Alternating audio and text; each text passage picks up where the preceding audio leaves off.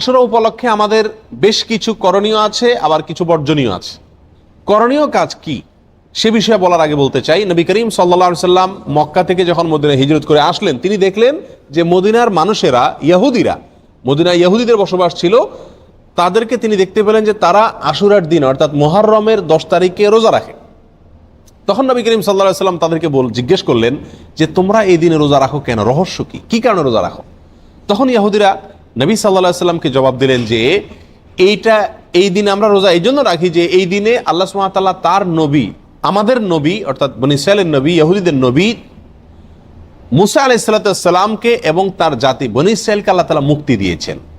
ফেরাউনের অধীনে তারা কৃতদাস হিসাবে দীর্ঘদিন বন্দী ছিলেন, জুলুমের শিকার ছিলেন। আল্লাহ তাআলা তাদেরকে মুক্তি দান করেছেন, ফেরাউনকে ডুবিয়েছেন, সমুদ্রে ফেরাউনকে ডুবিয়েছেন, আর মুসা আলাইহিস সালামকে এবং বনী ইসরাঈলকে আল্লাহ তাআলা রক্ষা করেছেন।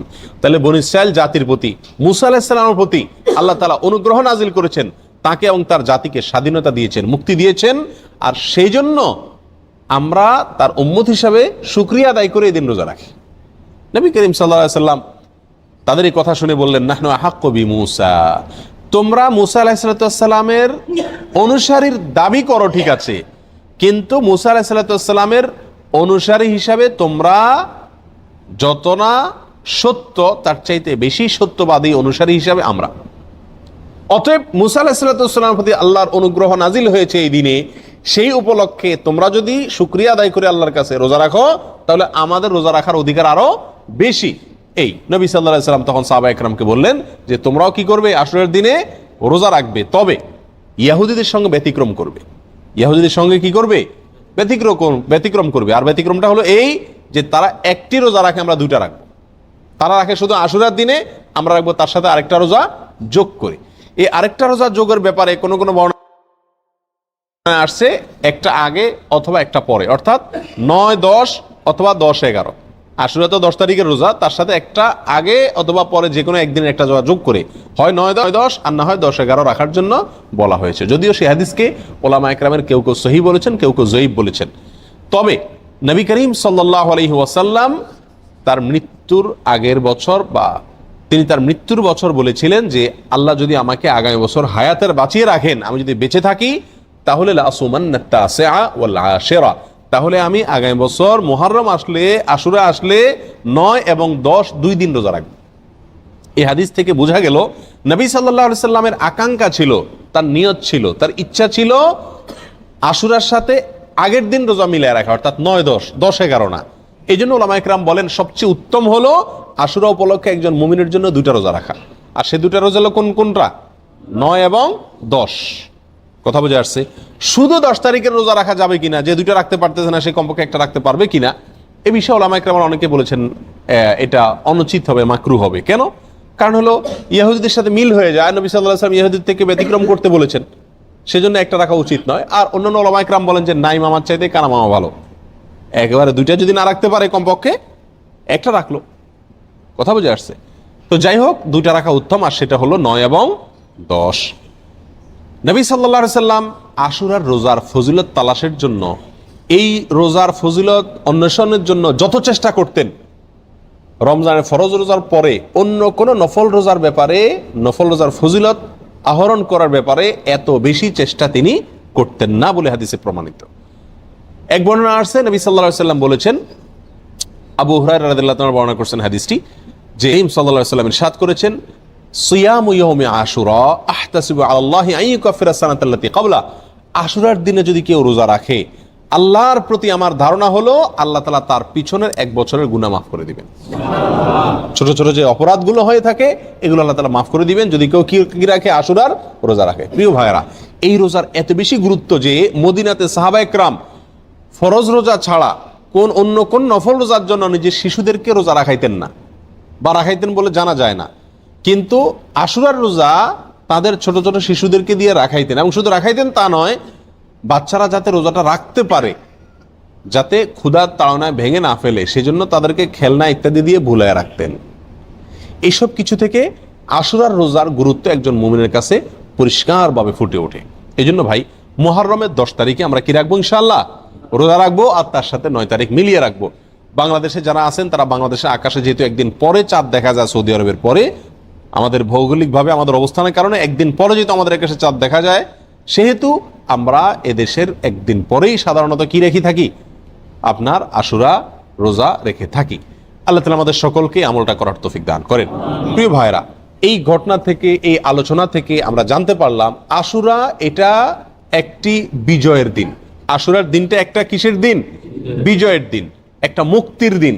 কার মুক্তির দিন? মুসা আলাইহিস সালামের। কার বিজয়ের দিন? মুসা আলাইহিস সালাম এবং বনী ইসরাইলের। আল্লাহর একজন উলুল আজম নবী, একজন সিনিয়র একজন নবী মুসা আলাইহিস সালামের বিজয়ের দিন, তার প্রতি আল্লাহর রহম নাজিলের দিন, মুক্তির দিন, ঠিক কিনা? এবং সেই হিসাবে আমরা বলতে পারি এটা একটি মূলত সুখের দিন। একটি কিসের দিন? সুখের দিন। বিজয়ের দিন হিসাবে কি? সুখের দিন। আর এই জন্য তো শুকরিয়া আদায় করে রোজা রাখতে হয়। কিন্তু আমাদের দেশে শতকরা ৯৯ জন মানুষ আশুরা বলতে জানে এটা হলো শোকের দিন, সুখের উল্টা শোকের দিন, ঠিক না ভাই? ঠিক। আমাদের দেশে মানুষ জানে আশুরা মানে কারবালার দিন। আশুরা মানে কিসের দিন ভাই? কারবালার দিন। আশুরা আসলে মানুষ জানে যে এই দিনে কারবালা একটা নির্মম হত্যাকাণ্ডের ঘটনা ঘটেছিল, এটা মানুষ জানে। কিন্তু এর পিছনের যে ইতিহাস, এর যে আরো গোড়ার ইতিহাস, এর যে মূল এবং আসল ইতিহাস, মুসা আলাইহিস সালামের বিজয়ের ঘটনা, সেটা আমাদের দেশে মানুষ কি করে না? জানে না। প্রিয় ভাইরা, এই দিনটিতে বিজয় হয়েছিল মুসা আলাইহিস সালামের, সেটি হলো এই দিনের মূল ঘটনা, আসল ঘটনা। আর সেই ঘটনাকে কেন্দ্র করেই নবী সাল্লাল্লাহু আলাইহি ওয়াসাল্লাম রোজা রাখতে আমাদেরকে কি করেছেন? নির্দেশ করেছেন। সেটা আমাদের জন্য পালনীয়। কিন্তু একই দিনে ঘটনাচক্রে আরেকটি দুর্ঘটনাও ঘটে গিয়েছিল। একটি নির্মম, পৃথিবীর ইতিহাসের নির্মমতম হত্যাকাণ্ড ঘটে গিয়েছিল। নবী সাল্লাল্লাহু আলাইহি ওয়াসাল্লামের অত্যন্ত প্রিয় দৌহিত্র হোসেন রাদিয়াল্লাহু তাআলা আনহুকে অত্যন্ত নির্মম ভাবে হত্যা করা হয়েছিল কারবালায়। প্রিয় ভাইরা, এই কারণে আমাদের অনেক ভাইরা মনে করেন যে তাহলে এই দিনে আর সুখ পালন করা যাবে না, এই দিনে আর আল্লাহর প্রতি শুকরিয়া আদায় করে রোজা রাখা যাবে না, তাহলে কি করতে হবে? শোক পালন করতে হবে। এই ঘটনাকে বোঝানোর জন্য একটা ছোট এক্সাম্পল, ছোট একটি উপমা দিয়ে থাকি। সেটা হলো, ধরুন 16 ডিসেম্বর আমাদের বিজয় দিবস। বাংলাদেশে মানুষকে আল্লাহ তাআলা বিজয় দান করেছেন 16 ডিসেম্বরে। 16 ডিসেম্বরের বিজয় দিবস মানে খুশির দিন, আনন্দের দিন, শুকরিয়া আদায় করার দিন। এই দিনে ঘটনাচক্রে যদি বিজয়ের ঘটনার বহু বছর পরে যদি এই দিনে কোনো দুর্ঘটনা ঘটে, কোনো বন্যা, প্লাবনে হাজার হাজার মানুষ মারা যায়, তাহলে কি এই দিনটা বিজয় দিবস পরিবর্তন হয়ে শোকের দিবস হয়ে যাবে? কখনো হবে? এটা সম্ভব কোনোদিন? বড়জোর এরকম হতে পারে, বিজয় দিবসের আলোচনা বা বিজয় দিবসটা আসলেই ওই দুর্ঘটনার পর থেকে যতবার বিজয় দিবস আসবে, বিজয় দিবসের আলোচনা আসবে, তখন মানুষের মনে পড়বে, মানুষ স্মরণ করবে, বলবে যে এটি আমাদের বিজয় দিবস, খুশির দিবস হলেও দুঃখজনকভাবে এই দিনে একটি বিচ্ছিন্ন দুর্ঘটনাও ঘটে গিয়েছিল, ঠিক না ভাই? ঠিক। কিন্তু এই দিনের আসল ঘটনা বিজয়কে ভুলে গিয়ে শোক পালন করা, এটা কোনোদিন হবে? যৌক্তিক হবে? হবে না। অতএব কারবালার যে ঘটনা ঘটেছিল সেটাও 10ই মুহররম ঘটেছিল, কিন্তু এই দিনে আসল যে ঘটনা ঘটেছে মুসা আলাইহিস সালামের বিজয়, সেটা কোনোদিন চাপা পড়ে যাওয়া এটা যুক্তিসঙ্গত নয়। বিধায় একজন মুমিন আশুরা আসলে সর্বপ্রথম তার মাথায় চলে যাবে কোন দিন? মুসা আলাইহিস সালামের বিজয়ের দিন। এরপরে পাশাপাশি একই দিনে যেহেতু আরেকটি নির্মম ঘটনা ঘটেছে সেটাও তার মনে আসতে পারে, এবং সে উপলক্ষে হোসেন রাদিয়াল্লাহু তাআলা আনহু সহ তার পরিবারের সদস্যরা যারা নির্মমভাবে নিহত হয়েছিলেন, হত্যা করা হয়েছিল, তাদের জন্য আল্লাহ সুবহানাহু ওয়া তাআলার কাছে দোয়া করতে পারেন। যারা হত্যায় জড়িত ছিল তাদেরকে আল্লাহ সুবহানাহু ওয়া তাআলা পৃথিবীর ইতিহাসের নিকৃষ্টতম সাজা যেন তাদেরকে দেন, সেজন্য আল্লাহর কাছে আরজি পেশ করতে পারেন। কিন্তু তাই বলে আপনি কি করতে পারেন না? তাজিয়া মিছিল, শোক মিছিল এগুলো বের করতে পারেন না। কারণ ইসলাম 3 দিনে বেশি কোনো মৃত্যুতে, কোনো দুর্ঘটনায় শোক পালন করার সুযোগ, অনুমতি দেয় নাই। অতএব রাজনৈতিক আপনার বিভিন্ন দলগুলো তাদের শোক পালন করে থাকে বছরকে বছর, যুগ যুগ ধরে, সেটা ভিন্ন বিষয়। কিন্তু ইসলামী শরীয়তে কোনো মানুষের মৃত্যুর পরে 3 দিনের বেশি শোক পালন করার কোনো সুযোগ, অনুমোদন নাই। প্রিয় ভাইরা, অতএব আশুরা উপলক্ষে প্রথম আমাদেরকে খেয়াল রাখতে হবে যে আমাদের ধারণাটাকে পরিবর্তন করতে হবে। এই দিনটি কারবালার দিন নয়, এই দিনটি হলো মুসা আলাইহিস সালামের বিজয়ের দিন, পাশাপাশি কারবালার ঘটনাও ঘটেছে। আল্লাহ তাআলা আমাদেরকে সঠিকটা বুঝার তৌফিক দান করেন। প্রিয় ভাইয়েরা, এখন আমরা এই দিনে কি আসলে যেহেতু দুইটা ঘটনায় ঘটছে, কোনটাকে আমরা বড় করে দেখব? মুসা আলাইহিস সালামের বিজয়কে বড় করে দেখব, নাকি হোসেন রাদিয়াল্লাহু তাআলা আনহুর মৃত্যুকে, শাহাদাতকে, শোকের দিনটাকে, শোকটাকে বড় করে দেখব? কোনটাকে বড় করে দেখব? মুসা আলাইহিস সালামের বিজয়টাকে বড় করে দেখব। কেন? দুই কারণ। নাম্বার এক, মুসা আলাইহিস সালামের বিজয়ের খবর দিয়ে গেছেন মুহাম্মদ সাল্লাল্লাহু আলাইহি ওয়াসাল্লাম, এবং তিনি ওই বিজয় পালন করা, রোজা রাখার মাধ্যমে সেই বিজয় পালন করার জন্য আমাদেরকে শিক্ষা দিয়ে গেছেন। ঠিক না ভাই? ঠিক। শুকরিয়া আদায় করার জন্য রোজা রাখার আদর্শ তিনি রেখে গেছেন। তার আদর্শ পরিবর্তন হওয়ার কোনো সুযোগ আছে? আল্লাহ সুবহানাহু ওয়া তাআলা বলেছেন, আল ইয়াউমা আকমালতু লাকুম দীনাকুম ওয়া আতমামতু আলাইকুম নিআমাতি ওয়া রাদিতু লাকুমুল ইসলামা দীনা। তোমাদের প্রতি আজ আমি ইসলামকে পরিপূর্ণ, আমার নিয়ামতকে পরিপূর্ণ করে দিয়েছি। ইসলামের মধ্যে নবী সাল্লাল্লাহু আলাইহি সাল্লামের ইন্তেকালের পরে, তার মৃত্যুর পরে আর কোনো জিনিস যোগ হওয়া অথবা বিয়োগ হওয়ার কোনো সুযোগ নাই। অতএব নবী সাল্লাল্লাহু আলাইহি সাল্লামের মৃত্যুর বহু বছর পরে কারবালার ঘটনা ঘটেছে, বিধায় কারবালার ঘটনাকে কেন্দ্র করে কোনো কর্মসূচি যদি দিতে হয়, একই দিনে নবী সাল্লাল্লাহু আলাইহি সাল্লামের কর্মসূচি থাকে, দেওয়া কর্মসূচি থাকে, তাহলে কোনটা অগ্রাধিকার পাওয়ার কথা?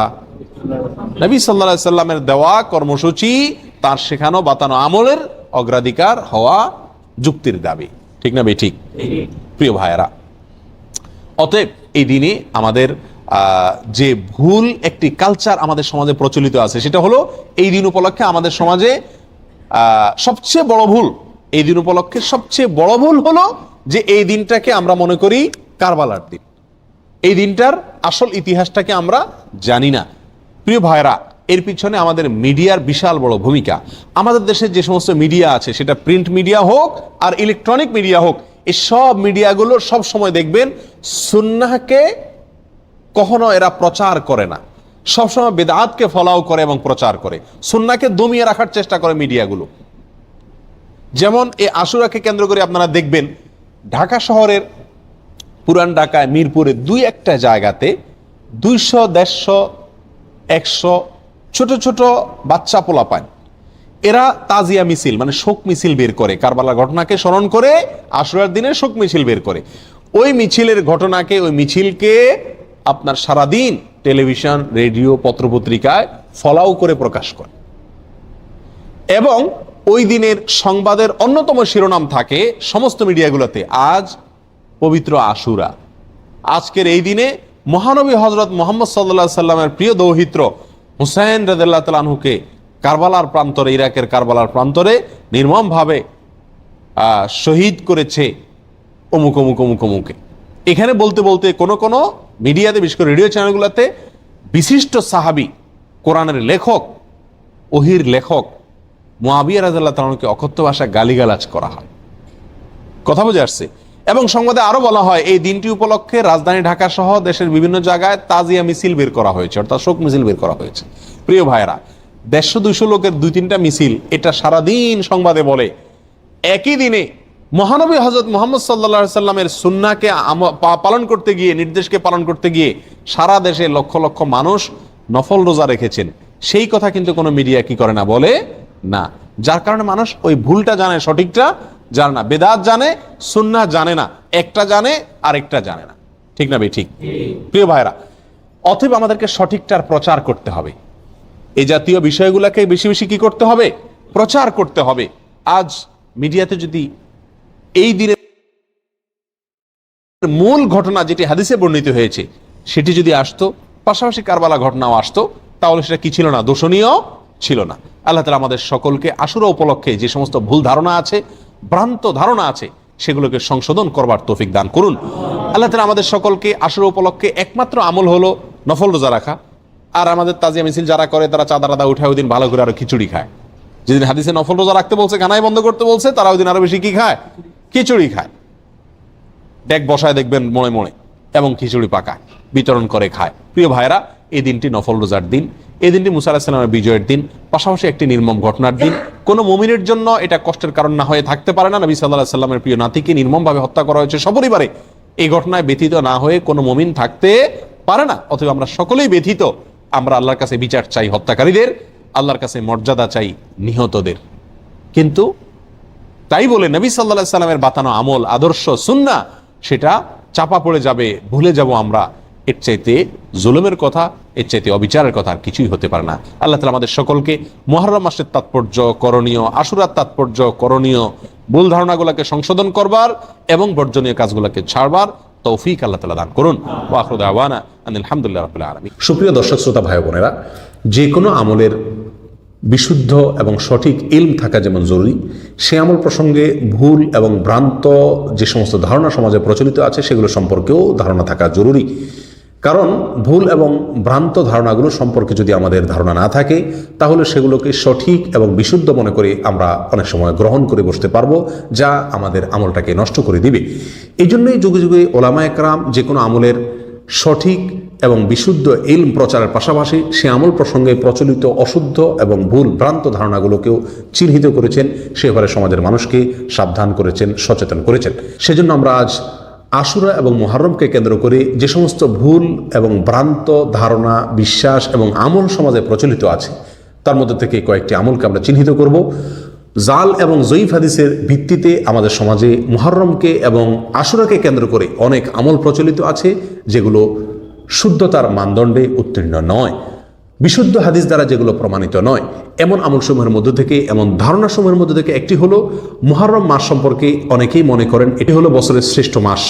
কারণ আল্লামা সুয়ুতি রহমতুল্লাহি আলাইহি সংকলিত বিখ্যাত জামিয়া সগীর নামক কিতাবে একটি বর্ণনা পাওয়া যায়, যে বর্ণার ভাষ্য হলো সাইয়্যিদুল আশহুরি আল মুহররম, অর্থাৎ সকল মাসসমূহের মধ্যে সেরা এবং শ্রেষ্ঠ মাস হলো মুহররম। আরেক বর্ণনা একই কিতাবে আসছে আফদালুশ শুহুরি আল মুহররম, অর্থাৎ সকল মাসসমূহের ভিতরে শ্রেষ্ঠ এবং সেরা মাস হলো মুহররম। এই সাইয়্যিদুল আশহুরি আল মুহররম এই হাদিস প্রসঙ্গে আল্লামা আলবানী রাহিমাহুল্লাহ জয়ীফুল জামে কিতাবে মন্তব্য করেছেন যে অনেক মুহাদ্দিসিনে কেরাম এই হাদিসের সনদকে সম্পূর্ণ জাল এবং ভিত্তিহীন বলেছেন, অর্থাৎ এই হাদিসটি নবী সাল্লাল্লাহু আলাইহি ওয়াসাল্লাম থেকে প্রমাণিত নয়। তাছাড়া বিশুদ্ধ এবং বিখ্যাত হাদিস নবী সাল্লাল্লাহু আলাইহি ওয়াসাল্লামের যে হাদিসে রমজান মাসকে বছরের সেরা মাস বলা হয়েছে, সেই হাদিসের সম্পূর্ণ বিপরীত হয়ে যায় হাদিস। এসব কারণে এই হাদিসটি সম্পূর্ণ ভিত্তিহীন, জাল, অনেক ওলামা একরামের মধ্যে অত্যন্ত দুর্বল। বিধায় মুহররম সম্পর্কে এই হাদিসের আলোকে যদি কেউ ধারণা রেখে থাকেন যে মুহররম বছরের শ্রেষ্ঠ মাস, তাহলে সেটা ভুল ধারণা হবে। অবশ্য বিশুদ্ধ হাদিস দ্বারা এটা প্রমাণিত। নবী সাল্লাল্লাহু আলাইহি সাল্লাম বলেছেন আফদালুস সিয়ামি বাদা রমাদান শাহরুল্লাহিল মুহররম, অর্থাৎ রমজানের পরে আল্লাহর কাছে সবচেয়ে শ্রেষ্ঠ রোজার মাস হলো, নফল সিয়ামের মাস হলো, সিয়ামের মাস হলো এই মুহররম মাস। অর্থাৎ মুহররম মাস এটি কোরআনে কারীম ঘোষিত সম্মানিত 4 মাসের একটি মাস।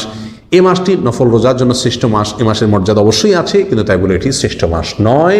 যদি কেউ এটাকে শ্রেষ্ঠ মাস মনে করেন, তাহলে সেটি ভুল ধারণা হবে এবং এই ভুল ধারণা থেকে আমাদেরকে বেঁচে থাকতে হবে। মুহররমকে কেন্দ্র করে আরেকটি ভুল ধারণা হলো, অনেকে মনে করেন মুহররম মাসের প্রতিদিনের রোজার বিশেষ সওয়াব আছে, এবং এই প্রসঙ্গেও জালালউদ্দিন সুয়ুতী রাহমাতুল্লাহি আলাইহির একই কিতাবে, অর্থাৎ বিখ্যাত হাদিসের কিতাব জামিউস সগীরে একটি বর্ণনা পাওয়া যায়, যে বর্ণার ভাষ্য হলো মান সামা ইয়াওমান মিনাল মুহররম ফালাহু বিকুল্লি ইয়াওমিন 30 হাসানা। যে ব্যক্তি মুহররমের মাসের যে কোনো একদিন রোজা রাখবে, সে একদিনের রোজার বিনিময়ে সে 30 নেকি পাবে। এইভাবে যে কয়টি রোজা রাখবে 30 করে নেকি সে পাবে। এই বর্ণনা প্রসঙ্গে আল্লামা হাইসামি, আল্লামা হাফেজ জাহাবি এবং আল্লামা মানাউই রাহিমাহুল্লাহ একযোগে সকলেই এটাকে জয়ীফ বলেছেন, দুর্বল বলেছেন। এটি বিশুদ্ধতার মানদণ্ডে উত্তীর্ণ নয়, সঠিক কোনো হাদিস নয়। তবে হ্যাঁ, মুহররম মাসে বেশি বেশি নফল সিয়ামের ব্যাপারে বুখারী মুসলিমের বর্ণনায় স্পষ্টভাবে নবী সাল্লাল্লাহু আলাইহি ওয়াসাল্লামের নির্দেশনা রয়েছে। অতএব মুহররম মাসে আমরা বেশি বেশি নফল সিয়াম রাখবো, কিন্তু কোনো সিয়ামের বিনিময়ে নির্দিষ্ট সংখ্যক সওয়াবের কথা বিশুদ্ধ কোনো হাদিস দ্বারা বর্ণিত নয়। বিধায় এই জয়ীফ এবং দুর্বল, অত্যন্ত দুর্বল হাদিসটি প্রচারের ব্যাপারে আমরা সাবধান থাকি, সচেতন থাকি। আল্লাহ তাআলা আমাদেরকে তৌফিক দান করেন। নাম্বার 3, আশুরার দিন প্রসঙ্গে একটি ধারণা আমাদের সমাজে প্রচলিত আছে, সেটা হলো আশুরার দিনে যদি কেউ তার পরিবারের জন্য ভালো খাবারের ব্যবস্থা করে, ভালো আয়োজন করে, তো আল্লাহ তাআলা তাকে সারা বছর অর্থনৈতিকভাবে ভালো রাখেন, প্রাচুর্য দান করেন, তার সে বছর ভালোভাবে যায়, ভালোভাবে কাটে অর্থনৈতিক দিক থেকে। এবং এক্ষেত্রে ইমাম তাবরানী রাহিমাহুল্লাহ বর্ণিত একটি বর্ণনা আমরা পেশ করে থাকি অনেকে, যার ভাষ্য হলো এরকম, মান ওয়াসা আলা আয়ালিহি ইয়াওমা আশুরা ওয়াসা আল্লাহু আলাইহি সাইরাস সানাহ। যে ব্যক্তি আশুরার দিনে তার পরিবারকে ভালো খাবার দাবার আয়োজন পরিবারের জন্য করে, সেই ব্যক্তিকে আল্লাহ সুবহানাহু ওয়া তাআলা সারা বছর প্রাচুর্যের মধ্যে রাখেন, সচ্ছল রাখেন। এরকম একটি বর্ণনা ইমাম তাবরানী রাহিমাহুল্লাহ বর্ণনা করেছেন। এই বর্ণনা প্রসঙ্গে আল্লামা হাইসামি রহমতুল্লাহ আলাই মন্তব্য করেছেন যে এই বর্ণনাটি সম্পূর্ণ জাল এবং ভিত্তিহীন। ইমাম আহমদ ইবনে হাম্বল রাহিমাহুল্লাহ তিনি বলেছেন যে হাদিসটি সম্পূর্ণভাবে অশুদ্ধ, এটি সহিহ কোনো বর্ণনা নয়। আল্লামা ইবনুল কাইয়িম জাওজিয়্যি রাহিমাহুল্লাহ এবং বিশ্ববিখ্যাত হাদিস ব্যাখ্যাতা ইমাম ইবনে হাজার আসকালানী রহমতুল্লাহ আলাই তিনি এবং আরও অনেকে এ হাদিসকে অত্যন্ত দুর্বল বলে মন্তব্য করেছেন।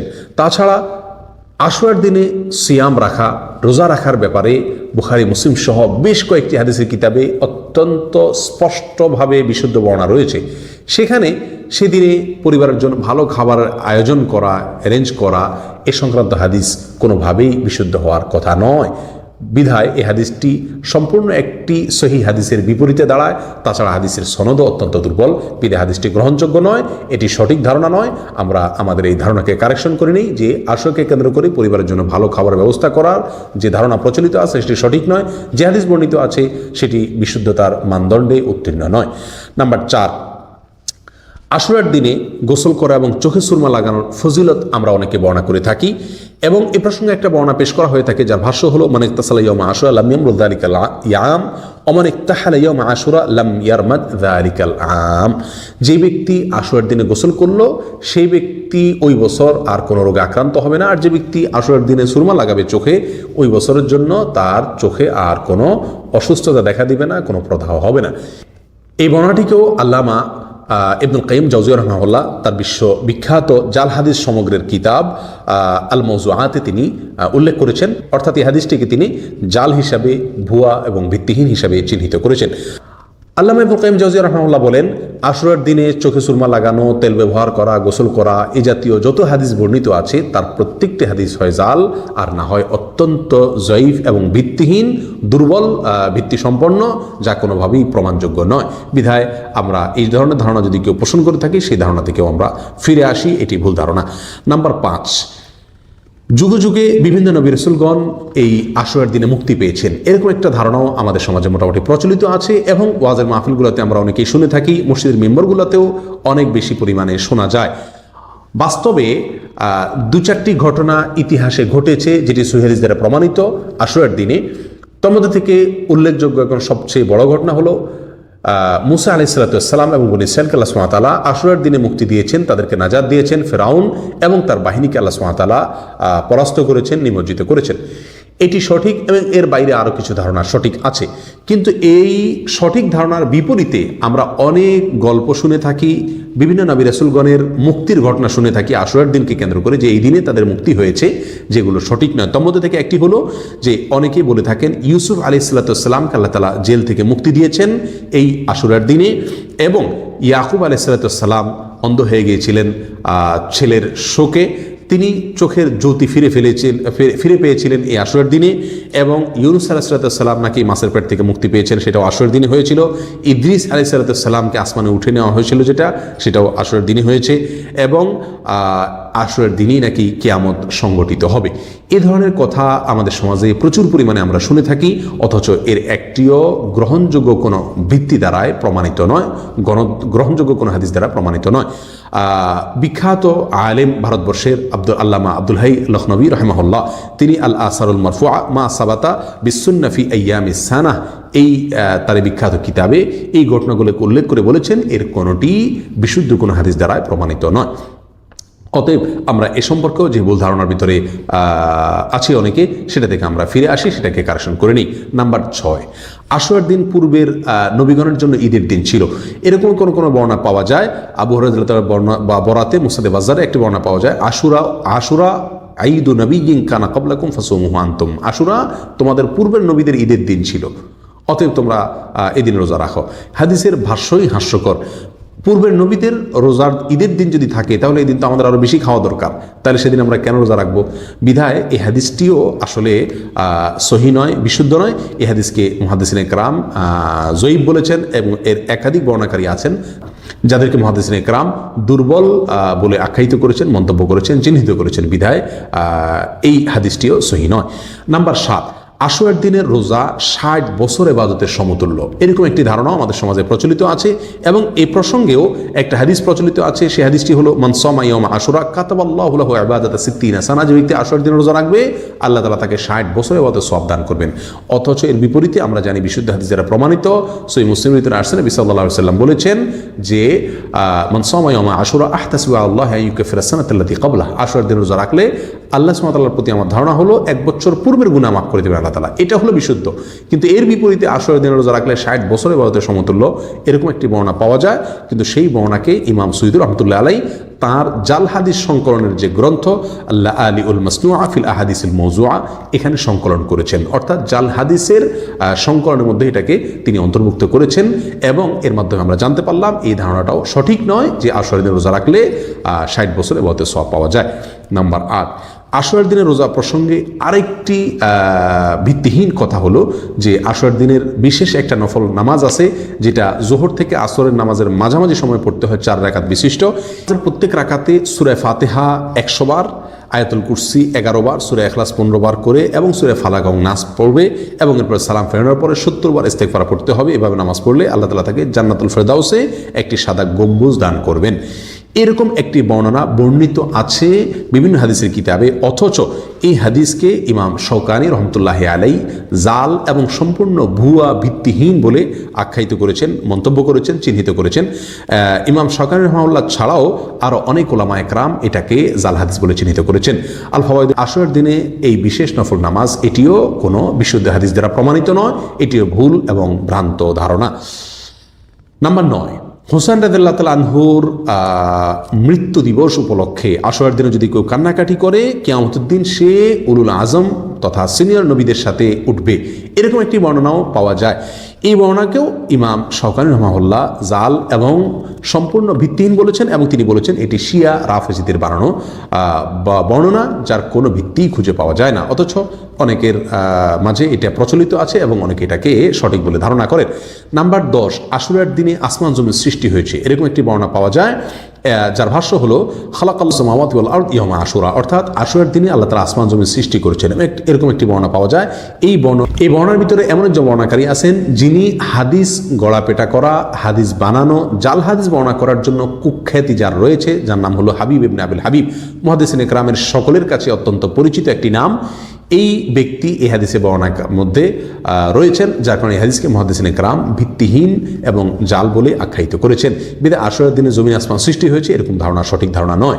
নাম্বার 11, আশুরার রাত জেগে ইবাদত করার ফজিলত অনেকে বর্ণনা করে থাকেন এবং সে প্রসঙ্গে একটা হাদিস উল্লেখ করা হয়। হাদিসটির ভাষ্য হলো মান আহইয়া লাইলাতা আশুরা ফাকান্নামা আবাদাল্লাহ তাআলা বিমিসলি ইবাদাতি আহলিস সামাওয়াত। আসমানবাসী সকল ফেরেশতাদের ইবাদতের সমান ইবাদত করলো ওই ব্যক্তি যে ব্যক্তি আশুরার রাতে জেগে ইবাদত করলো, এরকম একটি বর্ণনা আমরা অনেকেই বলে থাকি বা শুনে থাকি। এই জন্য আশুরার রাতের ফজিলত অনেকে উল্লেখ করে থাকেন। অথচ আশুরার রাত প্রসঙ্গে কোনো ফজিলত বিশুদ্ধ কোনো হাদিস দ্বারা প্রমাণিত নয়। যে হাদিসটি উল্লেখ করা হলো এ হাদিসকে আল্লামা ইবনুল কাইয়িম জাওযী রাহমাতুল্লাহি আলাইহি তার আল মাওজুআত কিতাবে এটাকে অন্তর্ভুক্ত করেছেন, অর্থাৎ জাল হাদিস সমগ্র কিতাবে এটাকে অন্তর্ভুক্ত করেছেন। অন্তর্ভুক্ত করে তিনি আমাদেরকে এই কথার ইঙ্গিত দিয়েছেন যে হাদিসটি জাল এবং ভিত্তিহীন। এছাড়াও অন্যান্য মুহাদ্দিসিন কেরামদের অনেকেই এই হাদিসকে জাল ভিত্তিহীন বলেছেন। বিধায় আশুরার রাত জেগে ইবাদত এটা কোরআন এবং সুন্নাহ দ্বারা প্রমাণিত নয়, এটা সম্পূর্ণ জাল এবং ভিত্তিহীন একটি বিশ্বাস। নাম্বার 12, বছরের শেষ দিন এবং বছরের প্রথম দিন এই দিনে রোজা রাখার বিশেষ ফজিলত অনেকে বর্ণনা করে থাকেন এবং এক্ষেত্রে একটা হাদিস অনেকে পেশ করে থাকেন যে হাদিসটি নবী সাল্লাল্লাহু আলাইহি ওয়াসাল্লাম হাদিস নয়, জাল এবং ভিত্তিহীন, যার ভাষ্য হলো মান সামা আখিরা সানাতিন ওয়া আউওয়ালাল উখরা জাআলাল্লাহু লাহু কাফারাতা 50 সানা। যে ব্যক্তি বছরের শেষ দিন এবং বছরের প্রথম দিন রোজা রাখবে আল্লাহ তাআলা তার 50 বছরের গুনাহ মাফ করে দিবেন। এই হাদিসকেও আল্লামা সুয়ুতী রহমতুল্লাহ আলাইহি তার বিখ্যাত জাল হাদিস সংকলনের কিতাব আল্লাহ আলী উল মাসনুআ ফিল আহাদিসিল মওজুআ সেখানে এটাকে অন্তর্ভুক্ত করেছেন, উল্লেখ করেছেন। সেখান থেকে স্পষ্ট বোঝা গেল যে বছরের শেষ দিন বছরের প্রথম দিন রোজা রাখা সংক্রান্ত কোনো বিশুদ্ধ হাদিস নবী সাল্লাল্লাহু আলাইহি ওয়াসাল্লাম থেকে প্রমাণিত নয়। যে হাদিসটি বর্ণিত সেটি জাল এবং ভিত্তিহীন। প্রিয় ভাইরা, এর বাইরেও আশুরার দিনকে কেন্দ্র করে অনেক অনেক কুসংস্কার, অনেক অনেক ভুল ধারণা আমাদের সমাজে প্রচলিত আছে। তাজিয়া মিছিল করা, এই দিনে হাই হোসেন করে নিজের শরীরে আঘাত করা, রক্তাক্ত করা, এরকম আরও বহু জাল এবং মন গড়া ভিত্তিহীন আমল এবং ধারণা আমাদের সমাজে প্রচলিত আছে, যেগুলো সম্পর্কে আমাদের সচেতন হতে হবে, সাবধান হতে হবে। আল্লাহ সুবহানাহু ওয়া তাআলা আমাদের সকলকে আশুরার একমাত্র আমল নফল সিয়াম পালন করা এবং মুহররম মাসের একমাত্র আমল বিশেষ নফল সিয়াম পালন করা, সম্মানিত মানুষ হিসেবে গুনাহ থেকে বাঁচা বা ইবাদতের জন্য উত্তমভাবে চেষ্টা করা, সচেষ্ট থাকা এবং মুহররম মাস হিসাবে যুদ্ধ বিগ্রহ ঝগড়াঝাটিগুলো থেকে বেঁচে থাকা, এর বাইরে আর কোনো বিশুদ্ধ আমল নাই, সেটি বোঝার তৌফিক আল্লাহ তাআলা আমাদেরকে দান করুন।